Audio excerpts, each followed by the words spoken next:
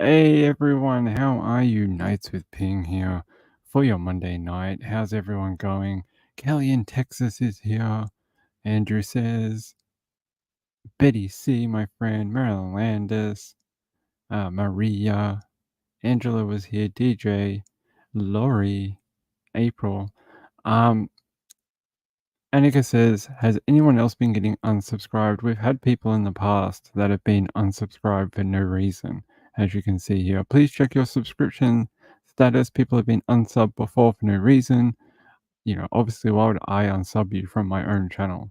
We're trying to get to 1,000 subscribers. I wouldn't just be like, hey, let me randomly unsub people. It's not even a thing we can do. So, yeah, please check your subscription, button. Good to see you all. Marilyn says she is still subscribed. Good, good. Hey, Nana Lana and Diamond Heart. Happy to have you all. We're gonna go out to LA. Whoa. We're gonna go out to LA. LA's got like 3 different things going on right now, but to start off, a woman dies after being stabbed in the throat at a Los Angeles metro station. Can you believe that? She died. I'm still wearing the same jumper. It's so cold down here. I haven't pulled any of my winter clothes out from storage yet because it's still quite early. It's not winter yet, but it's freezing. So I have to wear this one because it's the thickest one I have. Um, let's watch this. I can't believe this. A woman dies after being stabbed in the throat at a Los Angeles metro station. Brutal. I mean, who just goes on the train expecting to be stabbed like that? All right, let's watch the little video for it. At a Los Angeles metro station leaves one woman dead, her attacker now in police custody. Police say the woman was stabbed as she got off a Metro B-line train in Studio City early this morning. Her attacker was found less than an hour later and arrested. KTLA's Rachel Menitoff joins us live at the Universal City Studio City station with the very latest out there. Rachel.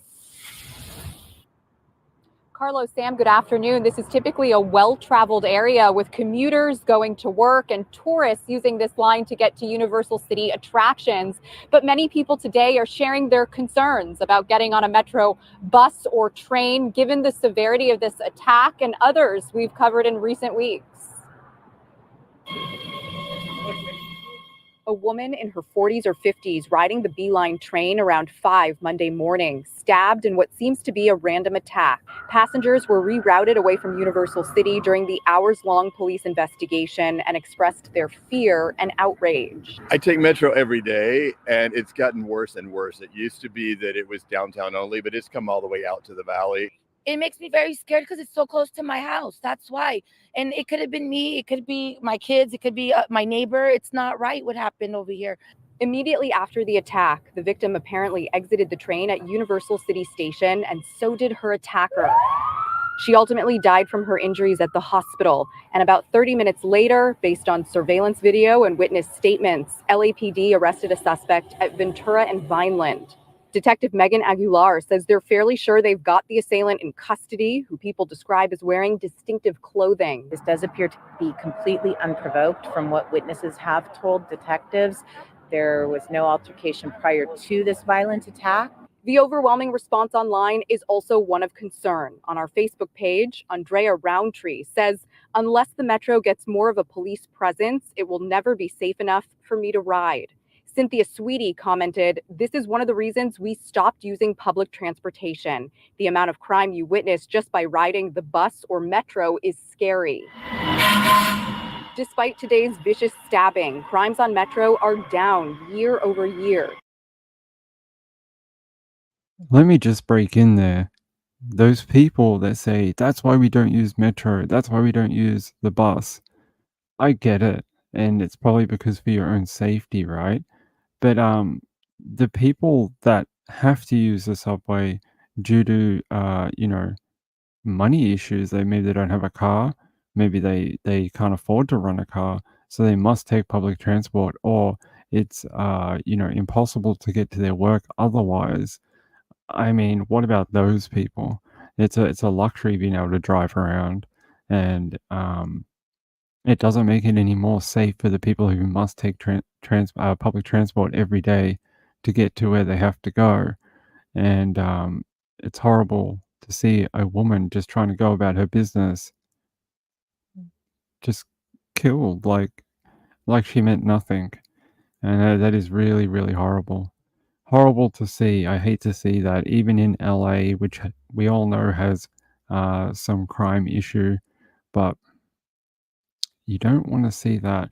Now, the story in the title that we were following, I want to show you something else. Where is it? Where is it? A woman whose body was found inside a trash can has been identified. And the reason I'm bringing this to you is we had a woman in Melbourne who allegedly it's her husband who killed her and put her in a trash can in Australia and Victoria. Well, it's happened in LA as well, and she's been identified today, or a couple of days ago actually, as Heather Haas. Heather, and then it's Haas, I think. And I'm going to show you a bit more about her on this video. Oh, there we go. And there's new information tonight about the body found inside a sealed trash bin in Sunland earlier this week. KCAL News assignment editor Mike Rogers has learned the identity of that person. And Mike, what else did you find out? Yeah, tonight, Pat, the LA County Medical Examiner is identifying that woman as 32-year-old Heather Haas. We'll show you some video from the scene here. Heather Haas was found inside of a trash can on a day after trash day, after neighbors reported a suspicious smell coming from the Sunland neighborhood. And when LAPD officers arrived, they found that that trash can was sealed shut. LAPD wouldn't say what exactly was sealing it shut, but just said something out of the ordinary for a trash can like that. Now, neighbors had also told us that that trash can had not been there for a very long time. The LAPD confirmed that the trash can, they believed, was being stored somewhere else prior to it being brought out on the sidewalk. I did check with LAPD recently to see if there was any updates in the case, any new information that they would share. They said that there's nothing that they can share right now. Now, I did go through some public records, Pat, and learned that Heather Haas did have an address here in Los Angeles a couple of years ago, but it does appear that her and what we believe to be as part of her family live somewhere in the Midwest. I did reach out to several people who we believe are related to Heather Haas tonight to see if they had any statement or any kind of comment about what actually went down here. And so far, we've not heard back from anybody. So far, LAPD says no arrests. Medical examiner has deferred her cause of death. So still no obvious sign of how she died. Pat? Well, she didn't put herself inside the trash bin and then seal the lid, did she? She didn't do that by herself. She's not able to, unless she's some sort of Houdini or magic, proficicionado. There's no way she can do that. So there has to be a third party. Must be.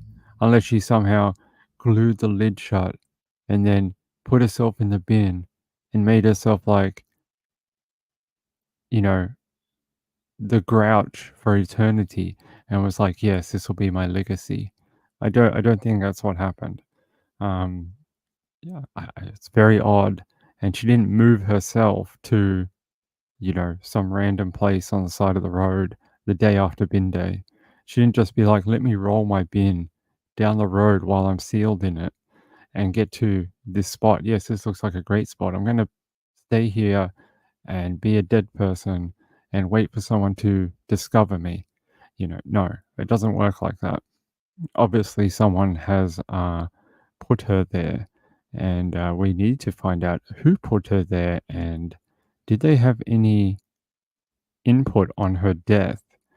That's what we need to find out. Heather Haas. Let me see if I can find something for you about Heather.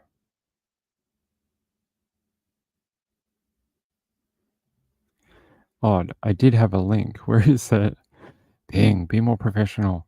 Why is your channel so terrible? Because I am terrible. Alright. Let me find it. Let me find it for you. So they say it was a zip-tied trash can. Zip-tied. That is odd. Zip-tied. Why would you zip-tie a trash can? And how would you zip-tie a trash can? I don't even know if that's possible. It says a trash can that showed up on a Sunland Caliph Street contained the body of a woman. LA County investigators said the cause of her death and how the trash can appeared on a normally quiet residential street is under investigation. Police responded to the 8500 block of Wentworth Street on the morning of April 16th for the report of a suspicious trash can. The receptacle had been left at the home of one neighbor who told NBC4 he came outside to discover a can that wasn't his the night before. He says, "I could smell something not right away." He also noted the can had been zip tied shut and the serial number was scraped off. Investigators are still determining where the trash can came from. The body of Heather Haas, 32, was found inside by the Los Angeles police investigators. It's not clear how long she was dead or when she was placed in the trash can. According to the LA County Medical Examiner's Office, she was born in June 1991. Her manner of death has been deferred at this time. So they're basically deferring a lot of her information until investigation is complete, probably to keep it out of the press until they can arrest someone for her death. She didn't zip tie herself in there and then wheel herself to a neighbor's property. Uh, I don't know what they expected to achieve. Yes, I have the best plan in the world. I'm going to put a body in the trash can. I'm going to zip tie it. I'm going to wheel it to a house that isn't mine. And then the trash truck is going to empty it into the trash truck. Yes, that's exactly what's going to happen. Well, wait. I zip tied it. Oh, no. They're not going to be able to empty it. I think people don't think think things through. I mean, what are you going to do? You're going to be like, oh my God, we can't get through these impenetrable zip ties. No one known to man has ever discovered how to undo these things. No, we know how to do it. A pair of scissors and it's done. You can open it. Andrew says there has to be video, right? You'd think so, of the area. Mr. Dan Yee Mitchell. How are you, Dan Yee? I wonder if there is surveillance. Hold on. I wonder if we have anything about surveillance.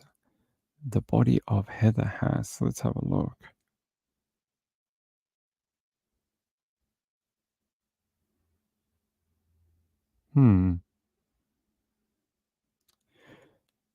No. Don't have anything else, which is interesting. They're keeping it very quiet. Let's watch this one. All right, and we do begin and continue this hour with San Fernando Valley, where investigators are trying to unravel this really gruesome mystery. A woman's body actually found stuffed inside of a trash can. Gigi Graciette is live in Sunland neighborhood where that discovery was made. Good morning, Gigi.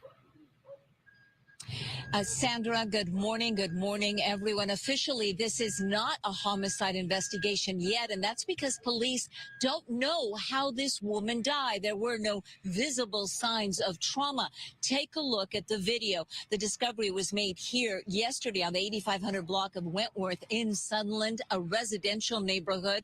A homeowner finding a garbage bin on his property. He noticed that it was tied up with zip ties, so he took it out to the sidewalk. And because it smelled so bad, he called city services thinking there was a dead animal inside. But it wasn't until hours later when some tree trimmers also smelled that odor. And when a patrol car passed by, they flagged police down. Police opening up that garbage bin and making the grisly discovery, a naked woman stuffed inside a bag, usually used for snowboarding to store snowboards. You can imagine how shaken up residents are here. It is the talk of this community. What if she was a mom and she had children? Maybe she was kidnapped. Who knows what happened? I just think it's terrible. This lady went straight to kidnapping. Didn't go to like domestic violence, overdose, anything like that that might be more common. She's like, maybe she was a mom and she was kidnapped. How many books did you read? No, I think we all get caught up in it might be the most fanciful idea. I'd probably say something similar. I'd be like, oh my God, she was part of a sex extortion ring. No, I get it though. We all watch too much true crime. Marylander says naked. Yeah, it's odd, right? Odd that she was fully naked. What is gross is this. I'll show you. The whole thing is just sad. It's kidnapped. Talk of this to There's store, a guy here. Look at this. opening up that They're sucking things out of that bin. Blah. Could be like body, you know, decomposing stuff. Yuck. Yes. No, Heather Haas. Her name is like Haas, like the avocado. Like, you know, Haas avocado. Same spelling, I'm pretty sure. Not everyone has a snowboard bag. Not in LA anyway. It's not Aspen. It's a little odd. Someone who travels to the snow or into the Pacific Northwest, maybe, or don't know. A bit odd. Danny Mitchell says, I bet they can track down the owner. All they probably have to do is find out who's missing a bin, and then they could probably just lower it, like whose bin did not get collected that previous night. Maybe they can do it like that with the serial number. Fingerprints, maybe. Gotta have to had to have been wheeled somewhere, right? GC Jules says, one news guy says he moved to the UK to Australia and it's beautiful. Tell us what's beauty. It's really bad here. You shouldn't come here. It's awful. Shouldn't immigrate here. You might get killed by giant spider, you know, life-size jellyfish or octopus. Giant echidna might stab you. It's an awful place. Don't move here. Danny Mitchell says probably Otto Plastics. Is that the bin manufacturer? Is that who does LA like trash bins? Yeah, injection molding. Yeah, that's what it looks like. Yeah, they do like all the county type bins. You can see here they do all the yellow lids and the red lid and the, you know, recycling and glass and whatever else ones you have in your locale. Yeah, maybe they can identify through serial number. Like, probably when you order a bin, you probably have to sign something to say, oh, you know, this bin went to this address or whatever. They may be able to do it that way. All right. I don't have anything else on her, unfortunately, but I wanted to show you because we had one in Australia, a woman found in a bin only a couple of months ago now. And yeah, I don't know. It's like last year. Do you remember last year? We kept having bodies being found in luggage or bags. And we're like, it's the summer of, like, it must be the fashion for killers to use bags. Well, this summer, it must be the fashion for killers to use rubbish bins. It seems to be a global phenomenon within people who kill people. And it must be in their latest issue of Murderer magazine. Bags are out. Now use trash bins. They're easier to wheel around. They're not as, you know, conspicuous, and you can get away with your murder much easier. Earth Day. Is Earth Day? When is Earth Day? Earth Day. I got no idea when Earth Day. Monday, the 22nd of April. So that's today for you. Earth Day. Well, happy Earth Day to you all. What do you do on Earth Day? I have no idea. We don't celebrate it really down here. What do you do? Just what do you have to do? Let's see. Earth Day 2024. Join us to honor and celebrate our remarkable planet on this extraordinary day. Earth Day is a reminder of the importance of environmental conservation and sustainability, encouraging us to come together and take action for a healthier planet and brighter future. Through various events, toolkits, and initiatives, we aim to raise awareness, inspire change, and foster a deeper connection with nature. Let's unite in our efforts to protect the Earth today and for generations to come. Together we can make a meaningful impact and create a more sustainable world. Save the dolphins, man. Don't put them into tuna cans. They don't need to be tuna. Oh yeah, didn't we used to do that thing, Sean, in Australia, where you had like the hour thing where you turn off the lights for 1 hour on a Saturday or something like that? I do remember that was a big thing at one point, and like the whole of Australia did it, and from space or whatever, Australia looked quite dark, like not as bright as it normally does in the city. It looked quite dim. I do remember that. Certain things have to stay on, like street lights, because otherwise people will crash their car. But I remember houses and some businesses did do it. Marjorie, Angela. Angela says in the UK, the bin men just lift your bin if they think it's got a crack or something, but don't tell you. So you think someone took your bin. Just another one just appears sometime later. Oh, they actually lift your bin in the UK. In Australia, they have the machine that goes brrrt, and then brrrt, and throws it over, and it goes to the next one and goes brrrt, and then picks it up and throws it over, and then dumps it back on the ground. They don't log them anymore. They stopped doing that after heaps of the bin people ended up with back issues from 10 years of doing it. All right, let's continue. Let's continue with the information. Let me see what else I got for you people. Oh, there was a lady who was killed in Australia. I wanted to talk to you about that. Hold on. Let me find it.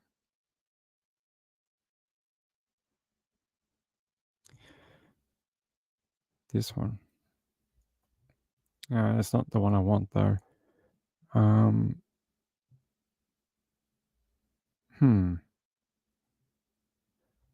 Yes, here. Dad's tribute to daughter allegedly murdered by ex in New South Wales. So she was murdered by her ex-partner. Another DV incident, unfortunately. Happy at work as she cared for children. For Molly Ticehurst, it was her own son she described as her whole world. Just before 2 o'clock this morning, police alleged they were directed to a home on Young Street in Forbes, where they found the body of the 28-year-old mother and childcare worker. Brutal, and the thoughts go out to the family. Neighbours say they heard nothing, but woke to a crime scene. We've been home like the whole night, didn't hear anything, didn't see anything. 29-year-old Daniel Billings was arrested at Fifield, around 100 kilometres northwest of Forbes. Both persons are known each other, and we can confirm it was a former domestic relationship. Molly's family visited the scene this morning. Naturally, they're just distraught. So, they've lost a daughter, so mother. Billings will face court tomorrow, charged with murder and breaching an AVO. Zara James, 9 News.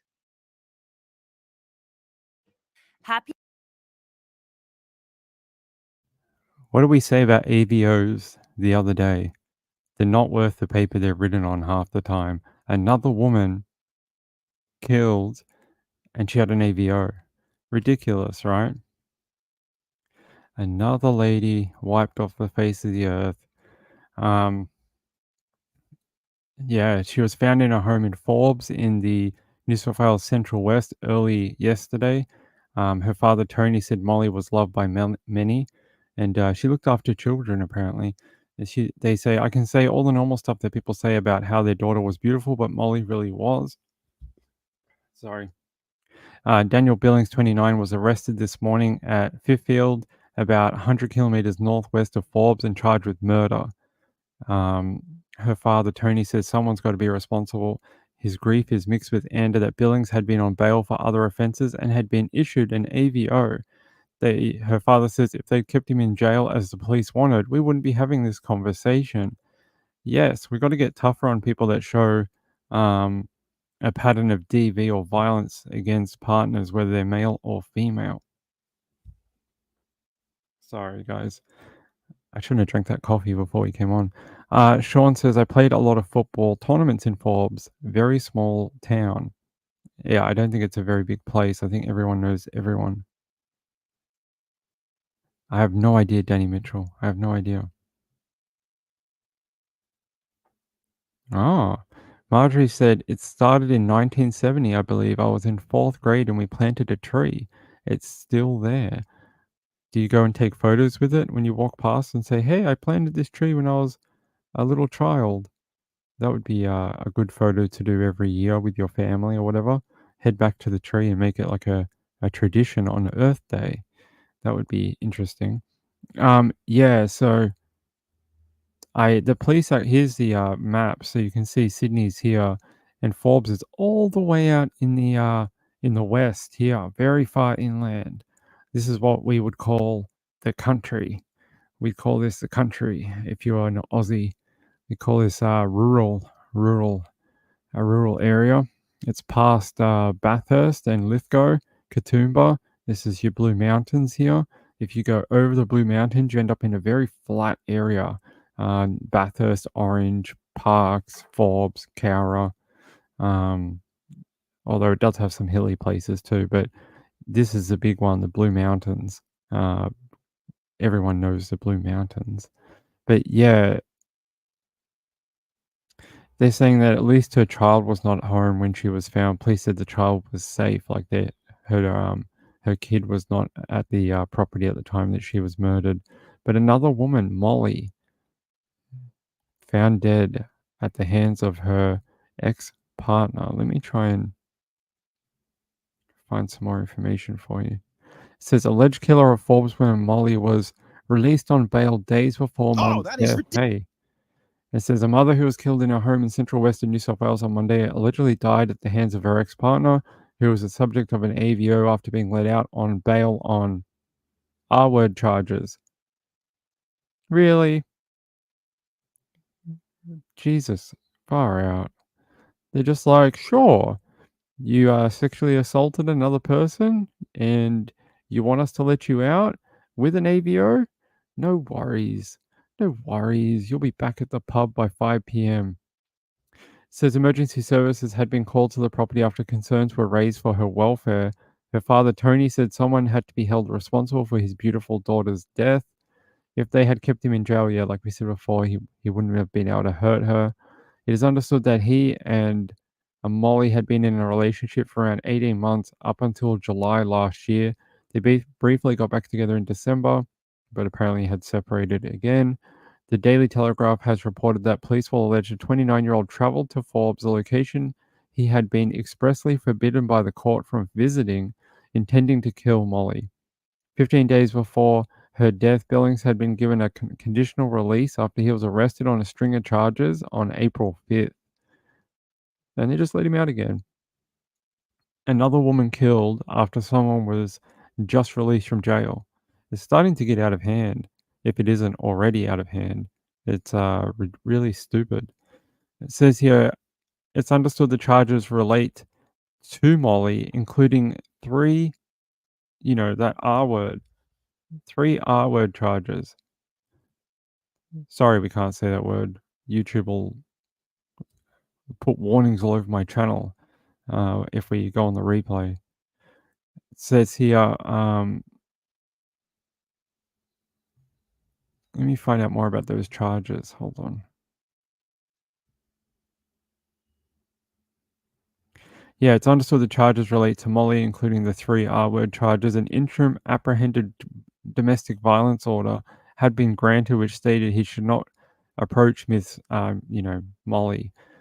His April 6th bail came after a court appearance in Dubbo, with the conditions including that he report to Parks Police Station daily and not go to Forbes.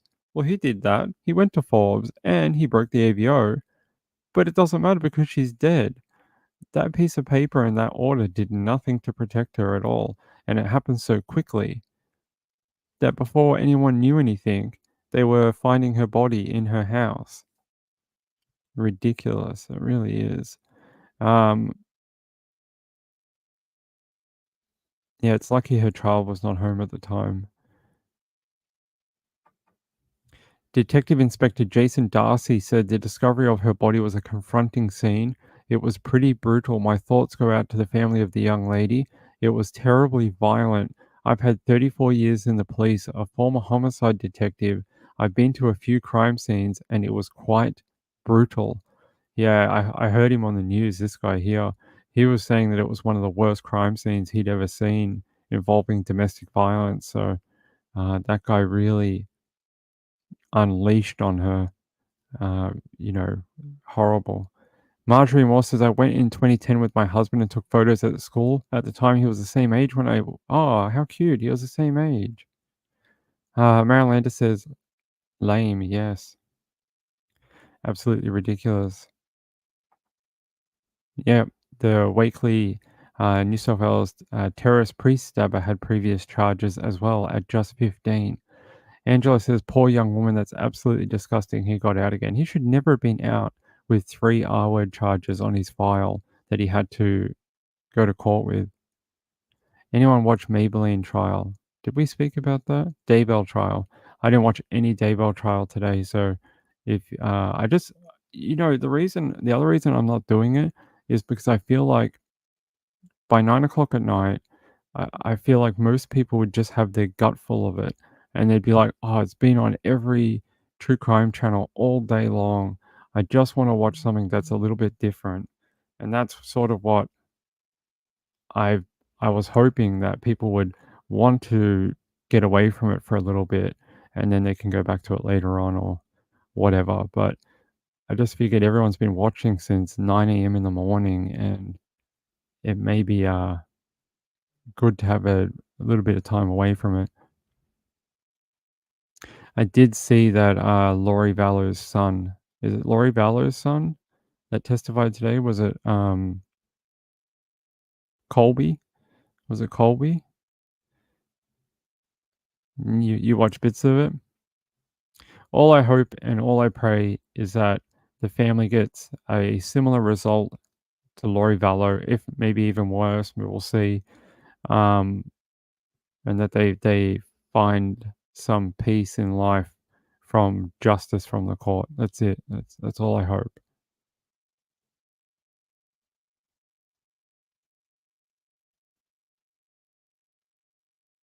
That's how we misplaced our Moonlight View. Was she somewhere doing other chat stuff? That's okay. She doesn't have to be here. She doesn't want to. Yeah, Colby. He's done a lot of testifying. Unfortunately, poor guy. Although he's had his own challenges. He had a domestic violence issue, not a couple of years ago, a year ago. His goofy kids are testifying for him. Oh, she's watching coverage. Okay. His goofy kids are testifying for him. Did they do that last time? I know they were very supportive of their dad.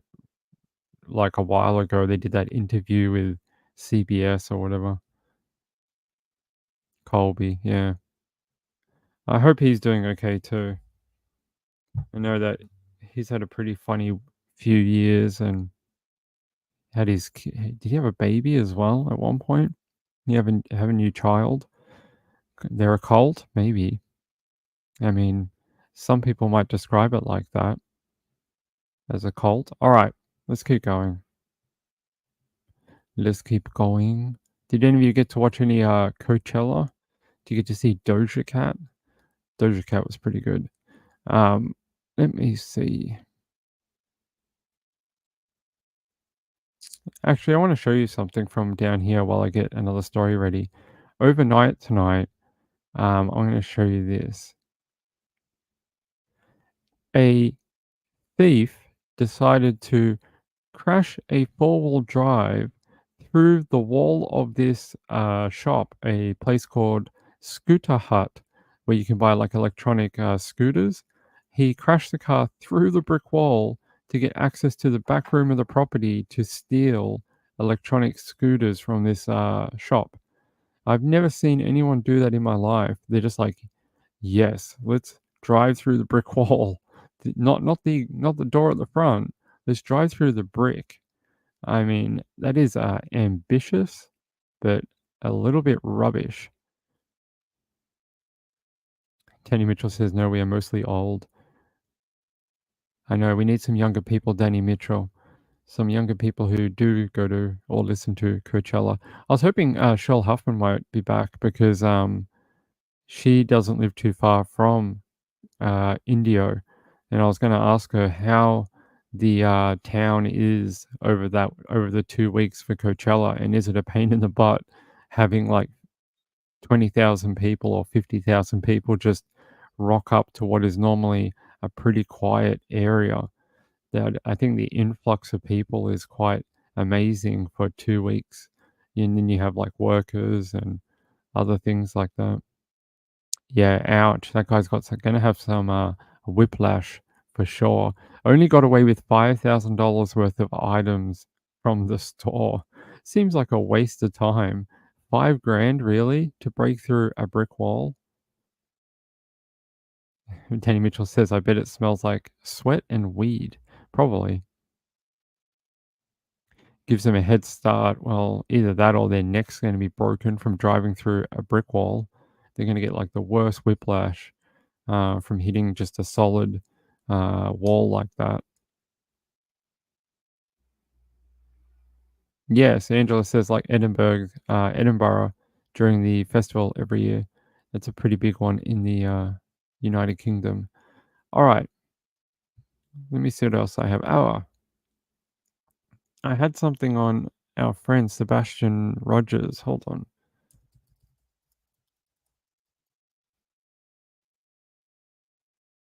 Where is it? Where is it? Here. From WTVC. I think this is from Seth Rogers, I think. Well, it's been nearly 8 weeks since Sebastian Rogers disappeared from his Sumner County home. The 15-year-old with autism believed to have walked off in the middle of the night, according to his mother and stepfather, Katie and Chris Proudfoot. That happened back on February 26. Tonight, a vigil at Beach High School, Sebastian's school, as the 2-month mark nears. The community gathered to pray for Sebastian's return, wearing green bracelets and ribbons, his favorite color. Now, there has been little, if any, trace of the teen and no viable leads, according to the Sumner County Sheriff's Office and TBI. Volunteers, meantime, continue to help canvass Sumner County outside of the initial 5-mile radius covered by law enforcement. There are even volunteer dive crews in state now helping. Sebastian's father, Seth Rogers, is not giving up in his mission to find his son. So God, we thank you for Sebastian's life. And God, right now we're seeking you. We're asking you for a miracle. We're asking you to reveal yourself to us, to reveal the truth to us. This week, Sebastian's father launched an online petition urging the FBI to take over the investigation into Sebastian's disappearance. Rogers saying too much time has passed for this not to be investigated as a criminal case. He's also hired 2 private detectives at this point. The Sumner County Sheriff's Office continuing to say they have not let up in working to find Sebastian and that they will be leaving no possibilities off the table. Hands up if you thought this Sebastian Rogers thing was going to take 8 weeks when it first happened. Not me, I didn't think so. I thought it was going to take a few days, a week, something like that, and they're going to find him or figure out what happened to him, and we're all going to be either happy he made it home or very sad that he ended up passed away, and then we're going to deal with that after. But we're at the 8-week mark, and I don't think we're any closer than we were originally. I don't think we know too much more about where he might be than we did in the first week of his disappearance. I really don't. I don't think we. It's sort of like Summer Wells. Summer Wells very similar. Um, we found out a little bit of information and then a lot of mud throughout the next, many months and year. Now, same thing with Sebastian. Found out a little bit when he first went missing. Now, a lot of mud. Same thing. We're getting a lot of muddiness, a lot of random crap in the background that doesn't really do anything to help find him. As far as I'm concerned, it doesn't. I don't think it helps further his case. All it does is makes it murkier. All we care about is where that kid got to, if someone did that to him, who did that to him, and where he is right now. They're the only things that matter. Anything else other than that is just YouTube views and YouTube clicks and um, bringing it up just to create drama. That's it. Peter Hyatt, is that guy that does a language interpretation or whatever, or body movement interpretation? Yeah, he does. I don't always agree with him, but I find his insight interesting. I find his speciality very interesting. Yeah, I don't know where we go from here, to be honest. I don't know how we find him. I think we need a big break in the case, something, a new direction or something. Just something. Sean, for you, just the PayPal is fine. The Ko-fi is more for other people who have trouble access. We've got some people who have trouble accessing the PayPal directly, so the Ko-fi allows them just to pay it through an American side. So it's mostly for the Americans. Or if people want to do a membership, they have a membership on the Ko-fi that you can do, so you can set it up and just leave it. You don't have to worry about it. You can just do it like whenever and sort of like the only difference is in YouTube, say you signed up on the 10th for memberships on the chat in YouTube. YouTube will then take your next one on the 1st of the next month. Ko-fi is different in that it doesn't do it like that. It'll just take it on the 10th again the following month. It won't reset to the 1st. So for people who have done that and wonder what's going on, that is what tends to happen. The other thing is, from a few people I've spoken to that have emailed me, Ko-fi, if you for some reason it doesn't take your payment and it rejects it or whatever, it doesn't try again. A couple of people email me saying it just canceled their membership. So just be careful of that too. But I appreciate the support. I really do. It's been a weird couple of weeks. Also, speaking on that, I hope things improve after the Daybell trial. It's been ever since the Daybell trial started, we've lost a bunch of our regulars, and it's is stressing me out a little bit because I don't understand why. And no one's reached out to me. No one's contacted me to say anything, whether there's any issue or anything. And just hoping once this trial is finished, everything will return to normal. But it's gone a little pear-shaped over the last couple of weeks, and it's concerning because normally people would reach out to me if there was an issue, but no one has. So we've lost heaps of people, like our friend, just heaps of people we've mentioned. I'm not going to call out any names, but yeah, just odd. Maybe people are just true crimed out after the trial. That's what I'm hoping. All right, let's get to our next story. Let me grab it. Let me grab it for you. I definitely need to find out a better way of setting all this up. This one is good. All right, actually, this is a good one. I want to talk to people about this. It says, why a NAB worker stopped a customer from withdrawing his own cash. It says, Sarah Woods, who's been a banker for 16 years, was working in a Hobart branch when a customer in his 80s asked to withdraw $10,000 for a kitchen renovation. When he requested the check be made out to himself, Miss Wood became suspicious and knew something was up. She said he was so fragile and he was in a panic. She figured out and took him to a private room and was able to unwind the story that he was being scammed by someone.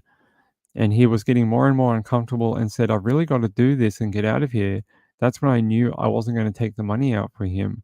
I told him I'm very concerned about what the money was for, and these were red flags for a scam. Both Sarah and her branch manager escorted the man into a private office, and when the elderly man realized what was happening, he broke down.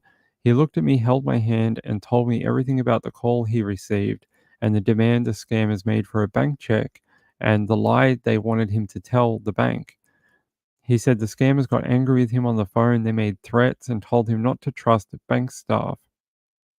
The scammers had convinced the customer to empty his bank account and said if staff asked what he was withdrawing the money for, he needed to lie and say it was for renovations.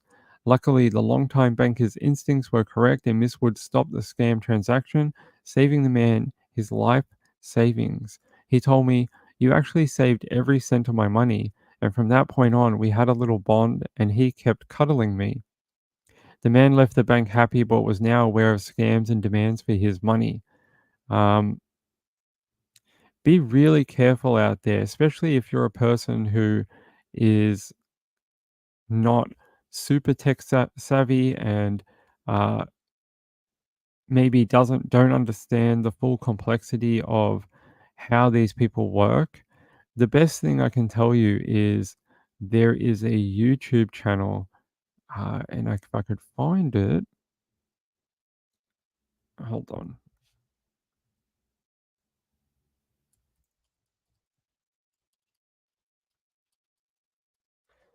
There's a couple that I like. Jim Browning is one that I would suggest um, that you have a look at, and Kit Boga. Kit Boga is really good too. I like Kit Boga. Have a look at those channels and get yourself familiar with the way these people operate, the type of scams they do. The more you understand and the more you see it, the easier it'll be if you get a phone call like that yourself, if you get a letter like that yourself, if you um, have a pop-up on your computer that looks official and you're scared like, whoa, am I doing something wrong? Maybe I should click that, or maybe I need to call the number on my computer. Always double check everything. Everything. Double check everything before you send money, before you take a phone call, before you do anything anyone on the phone tells you to do. Hang up the phone and ring who you think is you are speaking to. That's the best advice I can give you. Hang up the phone. You will not get in trouble for hanging up the phone. No one's going to come and yell at you. No one's going to arrest you. No one's going to do anything to you for hanging up the phone. Just hang up. Hang up and then go on online, find the real website for the company or whoever government thing that you think is talking to you, and call the official number back. Tell them the phone call you just got, describe what was in that phone call, and let them tell you if there's anything wrong with your account, name, whatever. Always do it like that. Don't ever just act on people calling you on the phone, cold calling, unless you are expecting a call from like your bank. But even then, you should double check. Scammers are when they get into systems, they won't always hack things straight away. They'll sit and they wait until, say, Danny needs to repay his insurance in July. And they'll wait until July, and then they will send an email 2 weeks before Danny's insurance is due.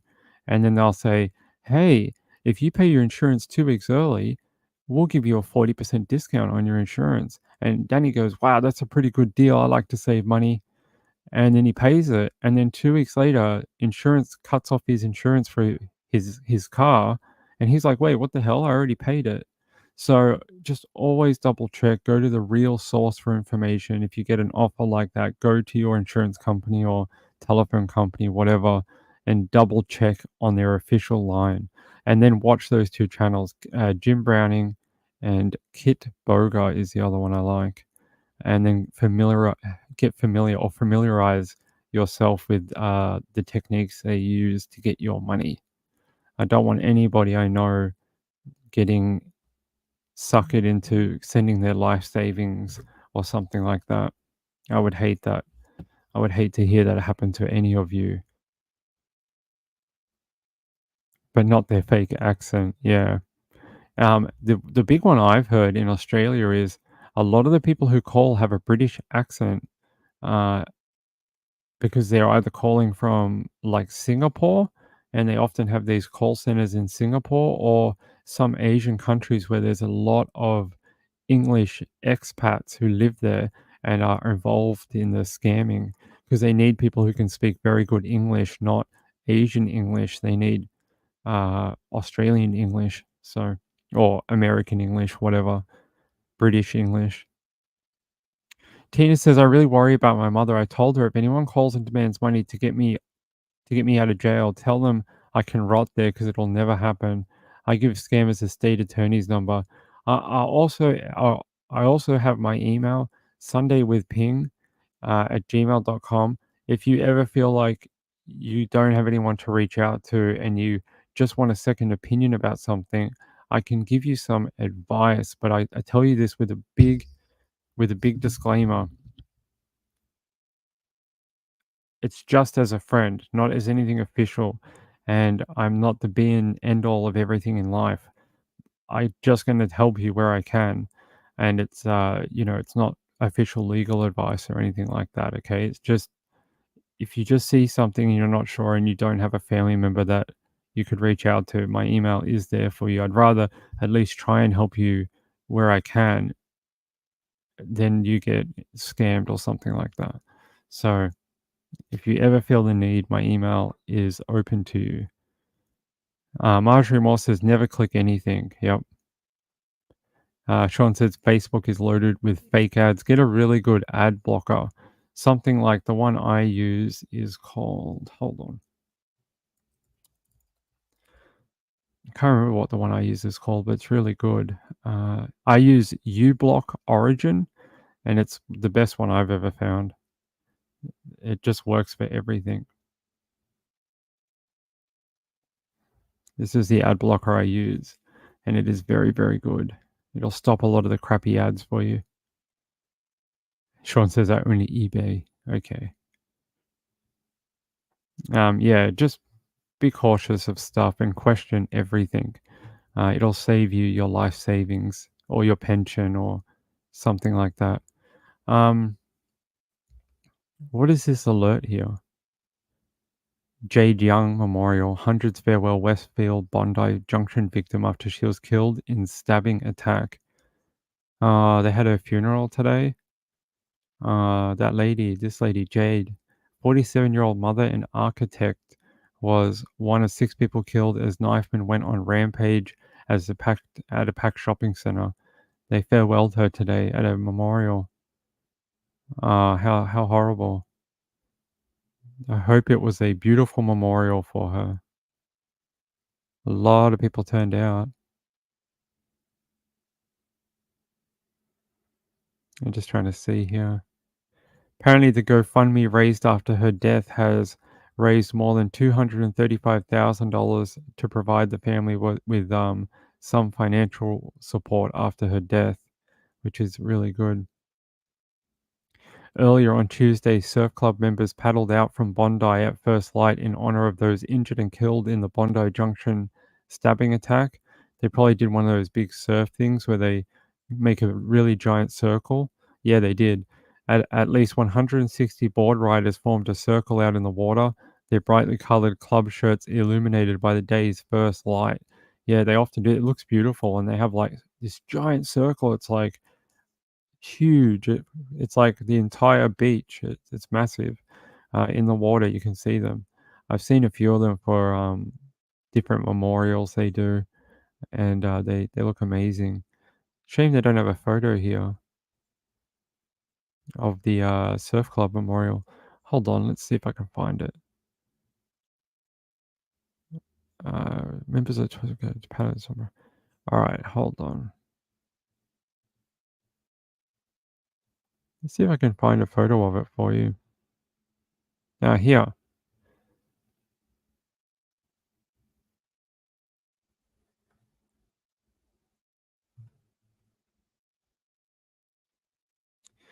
Come on.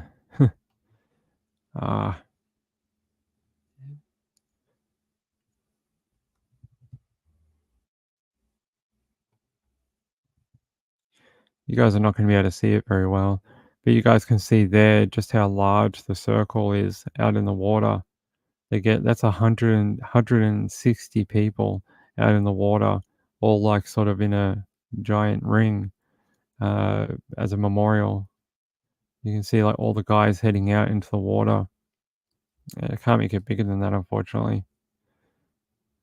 You can see them all the people out in the water, celebrating the lives of the people who were lost, unfortunately. Pretty cool. I love when they do that. I wish I could find a bigger Bondi. Let's see if I can find a bigger photo for you. Come on.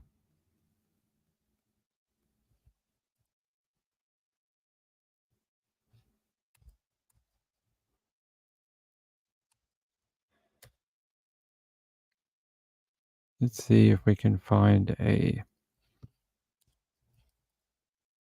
bigger photo. There we go. There's a bigger photo of it for you, of them off the beach there. Looks like they tried to do a heart maybe instead of a circle. Either that or they drifted maybe. There you go. There's a bigger photo of it. Bradley Close, missing autistic, Arizona. I'll have a look in a second. Hold on. All right, hold on. Let's see. Bradley. There's also another Amber Alert. Carlos Hernandez. Carlos Hernandez from Albuquerque, New Mexico.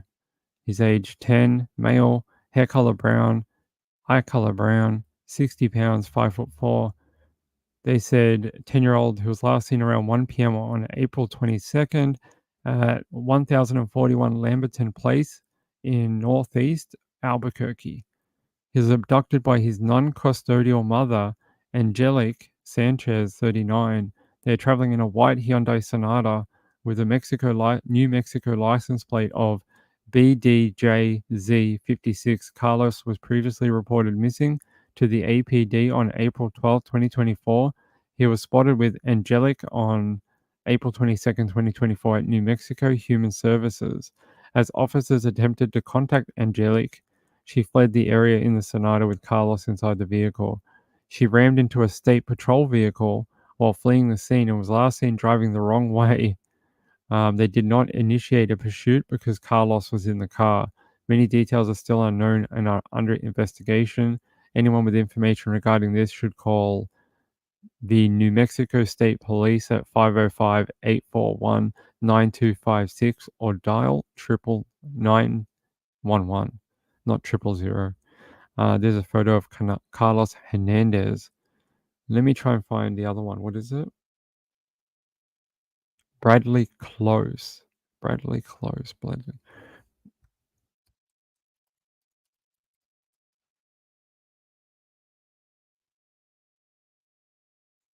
It's only a silver alert. They didn't amber alert it. Interesting. It's only a medical alert. I don't know why they did that. It says a search continues for a missing 16-year-old with autism. Bradley Close went missing on April 8th, and a silver alert was issued for the teen who DPS considers endangered. His family has spent every waking hour of their day searching for him. He was last seen walking out of work with cameras spotted him near the intersection of 75th Avenue and Jomax Road. He left his wallet, his cell phone, computer book bag, all in his locker at Fry's. So that must be his work. Close is 6 foot tall, 150 pounds with brown hair, brown eyes. He was last seen wearing a teal blue shirt, black pants and shoes. He's been missing for 11 days. He's autistic. They're concerned that he left and he hasn't had anything to drink. He didn't have any food or water with him. It's every parent's worst nightmare. They had a search party last Saturday. They had over 100 people just combing the desert, going to all these houses with flyers, trying to get ring doorbell footage. And they're saying they're Thanks for joining us tonight. 11 days and still no sign of a missing 16-year-old boy with autism. Bradley Close was last seen April 8th, and now there's a silver alert for the teen who DPS considers to be in danger. Fox 10's Lindsay Regis picks up the story from there. She joins us with the latest on the search. John and Christina, as you can imagine, this family has been spending every hour of every day searching for Bradley. He was last seen leaving his... He left his wallet, his cell phone, computer, book bag, all in his locker at Fry's. Bradley Close is 16 years old. He is 6 feet tall, weighs 150 pounds, has long brown hair and brown eyes. He was last seen wearing a teal blue t-shirt, black athletic pants, and black shoes. Bradley is autistic, and we are concerned that he left. He hasn't had anything to drink, or he didn't have any food or water with him. It's just every parent's worst nightmare. Bradley's aunt, Terry Spitz, says on April 8th, Bradley walked out of work at the Fry's located on Lake Pleasant Parkway and Happy Valley Road, heading east. And the last traffic camera to spot him was just west of 75th Avenue. Peoria Police Department has been over with helicopters. They've looked at the canal. They've looked at just everywhere we can possibly think, just based on where he was the very last time we saw him. The family has been searching for Bradley for 11 days. Had a search party last Saturday that had over 100 people just combing the desert, going to all of these houses with flyers, trying to get ring footage. Their next step is to retrace his steps and continue to spread the word. We are not holding up very well. Every day, it just not being somewhere searching, you feel a tremendous amount of guilt. If Bradley somehow sees this, just so he knows that his family loves him and we want him home. The family is asking neighbors to check their Ring doorbell camera to see if Bradley has been in the neighborhood, and they are offering a reward. And of course, if you see Bradley, contact Peoria Police. Reporting live, Lindsay Regas, Fox 10 News. Well, I hope they can track him down. It's a long time to be missing, right? People are asking about the silver alert. I thought it was for anyone with a medical condition. When it doesn't fit a amber alert, it can be anyone that has a medical condition or is like endangered. At least that's what I thought. Silver alert. Thought it's just like a different one that's sort of like not a step lower, just fits different circumstances. It's missing persons who have mental disabilities or any type of cognitive issues. It's mostly used for older people who may have things like Alzheimer's or dementia. Mostly in senior citizens, it was developed for that. That's why they call it a silver alert, because people have silver hair. But can be used for anyone that has like autism or whatever, that type of thing. So yeah, there we go. Can be, yeah. So it says here, it's sort of state to state. Alabama is they call it a missing senior alert. Colorado, missing senior citizen alert. Georgia, it's called a Maddie's call. Kentucky, a golden alert. Michigan, it's a Moselle Senior or Vulnerable Adult Medical Alert Act. Is there any others that are interestingly named? New Hampshire is Missing Senior Citizen Alert. New York, Missing Vulnerable Adult Alert. Ohio, Missing Adult Alert. Virginia, Senior Alert. Delaware, Gold Alert. Idaho, it's an Endangered Missing Person Alert. Minnesota, it's called Brandon's Law. Missouri is Endangered Person Advisory. Any other interesting? Oh, yeah, a lot have very similar names, but there's a few interesting different ones in there for you. So it depends state to state. They have different names for it. But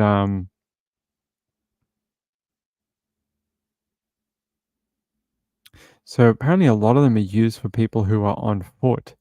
So they like people who go missing while they're walking or walk out of a house, but they have some sort of cognitive impairment that may hinder their abilities to find their way home.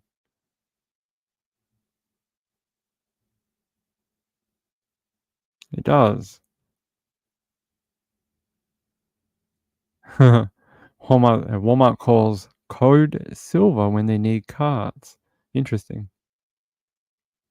Buy these kids an AirTag tracker. Hey, that's a good idea. And then like stitch it into their backpack or whatever, or into their jeans that they wear a lot, and that way you can find them when they go missing.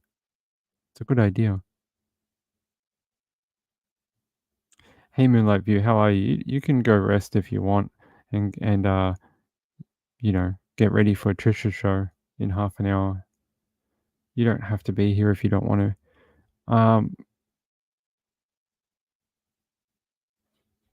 Sean says, I get these missing persons alerts, but they never respond when they are found. Yeah, I don't know why. I don't know if it's a privacy thing, like once they're found, they don't want to embarrass the people anymore, so they just don't talk about it. It's very odd. I've seen that as well. Very rarely will you get an update saying they're found or it's been resolved. You sort of have to go looking for it, and you go, oh, they did put up a post, but it wasn't widely given out like it is when the alert first goes out. It's a little weird like that. Hey, Sienna, how are you? It hit 100F in Arizona today. Jeez. That is warm, isn't it? Very warm. All right, hold on. God, the wind is picking up here today. It's a windy day. Apparently it's going to rain tonight here. Apparently it's going to have like big thunderstorms or something later tonight. All right.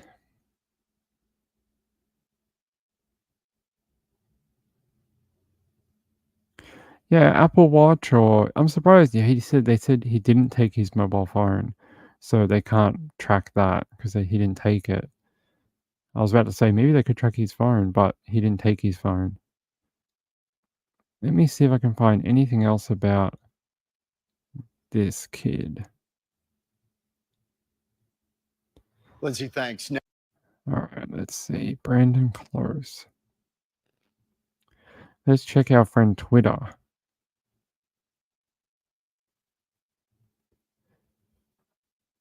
Today, a local philanthropic group is aiming to raise a Shush.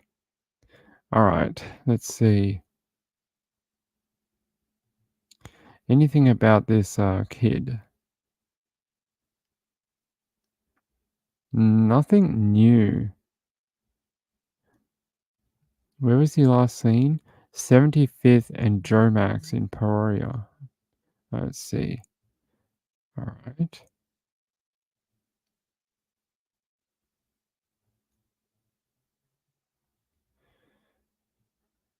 So he was seen here. And as you can see, there is a lot of desert if you get in between like these housing estates in Arizona that are very popular. If you can get through here somewhere, there's a lot of, this looks like a new housing area. They haven't put the houses in yet. They've done the road, but no homes. They have, maybe one or two started building. Desert Spoon Drive. I definitely want to live on Desert Spoon Drive. What is this? Remuda Drive. No, I don't want to live on Remuda. Hyde Trail. Okay. Antelope. I want to live on Antelope. That's a great name. Jackrabbit Lane. But anyway, there's a lot of, look, you get out, there's a lot of open land out here, not far. The little red dot is where he was last seen, where the last traffic camera picked him up. There's a lot of like desert. Look, even up into here, if you walked in between those properties, you get out here, now you're really out into the, bloody bushland, desertland. You can really get out into some bad areas. So if he'd gone back this way, he would have gone back towards more homes, but looks like he went missing in a really bad area. Sunrise Mountain Preserve. So they've got like different trails and things. It's really awful.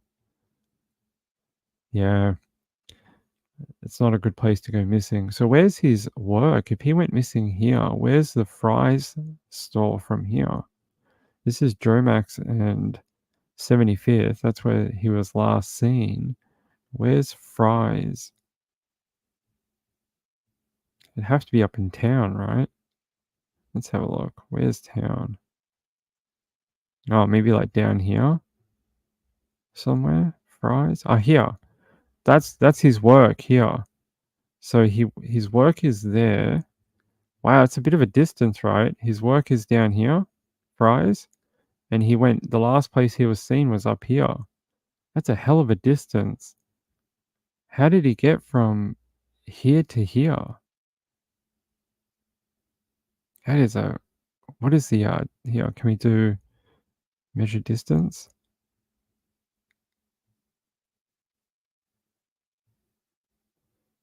Where's the Fry's now? Yeah. It's it's only 1.5 miles as the crow flies, but what is it from like here to here?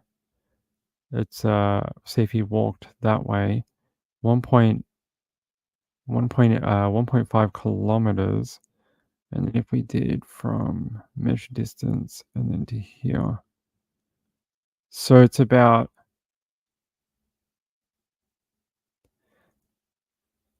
3K walking down the streets. 3 kilometers equal miles. So yeah, about it's not too much longer than the crow flies, so about 1.8 miles, 1.5 miles. So it is a little bit of a distance. Yeah, I don't know why he left his stuff in his work locker. It's a little odd. You would have thought that might have, especially if he was finishing work for the day. But there's your map. So they're saying, yeah, 1.5 from there, and then from there to his work down here was yeah. It's interesting. It's a long, bit of a weird distance because you got this. Look at this giant mountain. I mean, I guess he could have gone down here from his work down Happy Valley, and then maybe got up through these roads or something. Maybe he got lost and then ended up wandering out into the desert area. I don't know, but that's a hell of a freaking place to have to search. Look at all this. There's just desert land everywhere. And I'm guessing if you're stuck out here, it is pretty unforgiving. It's probably not, a good place to be hiding at. I'm not sure why he left his stuff at work. It doesn't say. There's the map on this website, so that's right. We're at the right place there. That's the last location he was seen. Joe Max and 15th. Wait, they're saying near Rock Springs. Oh, near Peoria West Mountain Preserve. Yep, we were just a little further up. But yes, that's correct. West Joe Max Road, yep. I don't know, eh? They say, we know he's out there, we just want to get him home. If Bradley somehow sees this, I just want him to know his family loves him and that we want him home. I hope they find him. It's a long time to be missing. What was it, 2 weeks? April, 11 days. He's been missing for 11 days. That is a long period of time to be just wandering around Arizona in the heat. What is the temp today?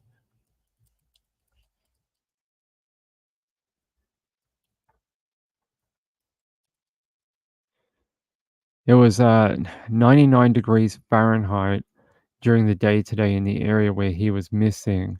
Night times dipped to the low 70s, 71, 70. Let's see. Can we see historical? I wonder if we can we go back in time? We probably can, but looks like for most of the week it's going to be pretty warm. 95, 92, 8. So between the low 80s to low 90s for the rest of the week out in that area. That'll suck up all your moisture very quickly if you're out there. Poor kid. Let's see, what time is it? Who's messaging me all the time?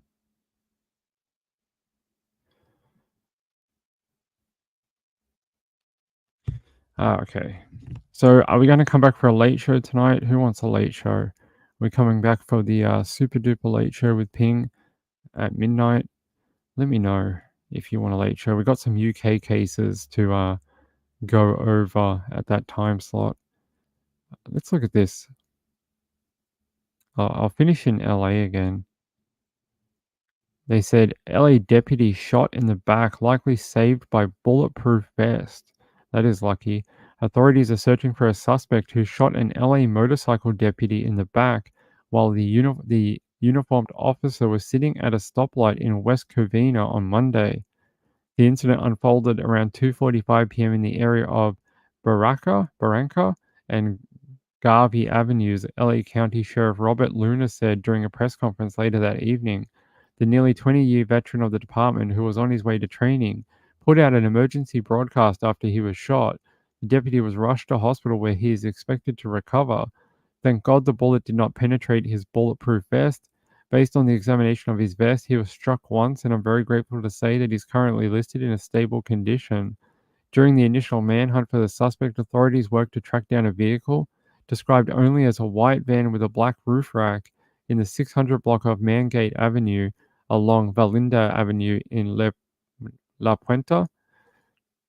Aerial footage captured by Sky 5 showed a heavy police presence of several law enforcement agencies, including LASD, Sheriff's Department, CHIPS, California Highway Patrol, outside the residence. Wow, why did they shoot him? They said they did detain several individuals. We called them people of interest. We are in the process of releasing them at this time because they may not, and I underline may not, be involved in this. They said they are now seeking the public's assistance in locating another vehicle of interest, described as a white sedan with tinted windows, last seen going westbound on the 10 freeway. They said, we need to hear from you because right now there's somebody out there armed with a firearm who shot one of our deputies in the back. If he's willing to do that, I'm sure he's willing to shoot at anyone else. Somebody saw something and we need to get this person off the street. What the hell? So the guy was just sitting at the lights and someone pulled out a gun and shot him. Off with that breaking news, an LA County Sheriff's deputy rushed to the hospital after being shot in West Covina. He is expected to be okay. A suspect is in custody. KTLA's Omar Lewis live in West Covina, where we are expecting an update from the sheriff at any moment. Omar. Yeah, that's right, Micah and Sandra. That LA County Sheriff's motorcycle deputy was struck by a bullet right here at this intersection behind us here in West Covina. You're looking at Barranca Street and Garvey Avenue North. Luckily, that deputy was wearing a bulletproof vest that likely saved his life. We are expecting an update any moment now from LA County Sheriff Robert Luna. He's going to tell us about how that shooting suspect was captured and arrested in a residential area of Valinda, about 4 miles away from this scene. We can take you to Sky 5 video. Sky 5 was over that scene at 611 Mangate Avenue, again in Valinda. Deputies were on the hunt for someone driving a white van with a black rack on top, and that's exactly what they found here as law enforcement moved in to make an arrest of that suspect, who still has not been identified. Investigators believe this suspect fired at the deputy, who was able to radio in that they were shot at and struck by a bullet. The deputy was then transported from the scene in an ambulance, conscious and breathing. Their condition is unknown, but again, they are expected to survive thanks to that bulletproof vest. LA County Supervisor Janice Hahn says this is a reminder of all the hard work that our deputies put in on a daily basis and how they risk their lives. We are learning that this deputy works in Supervisor Janice Hahn's district in Linwood and was here in West Covina for training. Supervisor Hahn says that she is ready to support the sheriff as he and his deputies work to bring this person to justice. Back out here live again, you can see that there is a lot of police activity, a mobile command center that has been set up again at Garvey Avenue North at Barranca, just off the 10. So this will cause some traffic delays for folks in this area. It almost seems targeted. Like, why just shoot the one cop? Like, was he being followed? It's almost like it was revenge for something. Because why would they just shoot one cop and then just drive away? It's odd. It's very strange. And it's almost like the person was looking for that in particular like cop on a bike. It's a little odd, little strange. You don't normally hear of cops just being randomly shot while they're waiting at a set of lights. Maybe he had arrested someone earlier at a different time. I have no idea. I'm just trying to see if we can find anything else on this police shooting.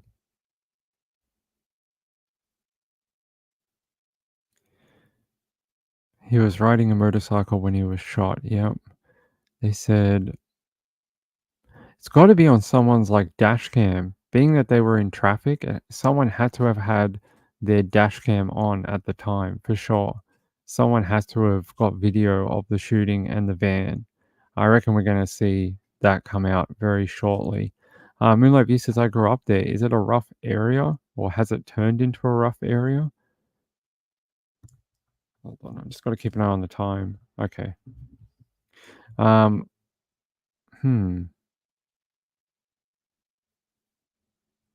What?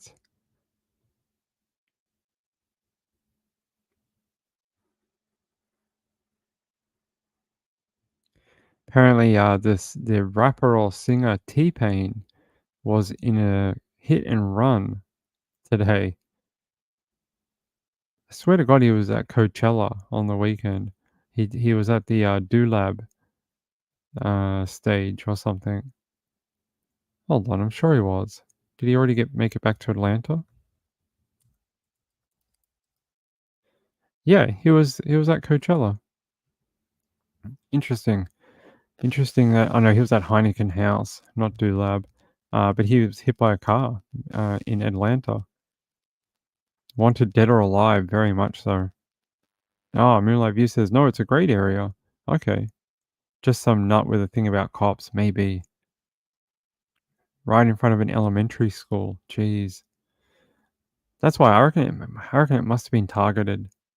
Like, maybe he was involved in a case or something, or I don't know, or maybe someone just doesn't like police. Who knows? Shot an LA medicine in the back. Let's see if there's an update or if they put out any type of 55 minutes ago. There's a bit of the details regarding our Los Angeles County deputy who was shot in the line of duty.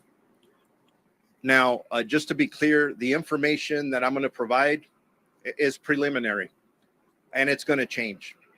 So I'll try and give you the best information possible, but be patient with us because, like I said, unfortunately, it will change, or maybe fortunately for us. These are the facts as we know them.